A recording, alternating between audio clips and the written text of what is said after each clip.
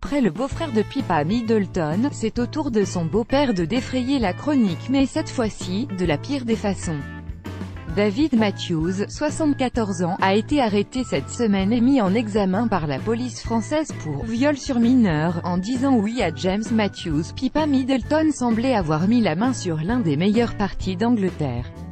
Jeune, sportif, issu d'une famille écossaise aisée, devenu multimillionnaire grâce à une société de conseil en investissement, le jeune Britannique éduqué aux côtés des Prince Harry et William dans le légendaire collège d'Eton apparaissait comme un parti digne d'épouser la sœur de l'épouse du futur roi d'Angleterre. Depuis, Pippa a cependant dû apprendre à faire avec les dérapages répétés de son beau-frère Spencer Matthews, ancien candidat de télé-réalité dont les aventures extra-conjugales font régulièrement le régal des tabloïds. Cette semaine, la belle famille de Pippa Middleton vient pourtant de prendre un coup bien plus important sur la tête. Comme le révèle Europe 1, le patriarche du clan écossais, David Matthews, beau-père de Pippa Middleton et célèbre homme d'affaires, a été interpellé mardi 27 mars par la police française alors qu'il venait d'atterrir à l'aéroport d'Orly.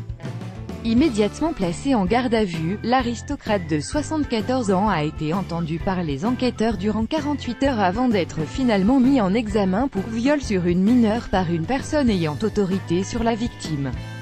Il a depuis été placé sous contrôle judiciaire. Selon le quotidien britannique The Mirror, les faits qui lui sont reprochés remontent à près de 20 ans. Monsieur Matthews ferait en effet l'objet d'une plainte déposée l'année passée par l'une de ses nièces.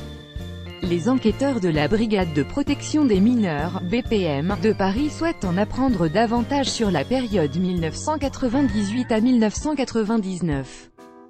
C'est à cette époque que le millionnaire est soupçonné d'avoir abusé au moins une fois d'une personne mineure et ce à au moins 2 reprises, une première fois en 1998 sur l'île de Saint-Barthélemy, dans les Caraïbes.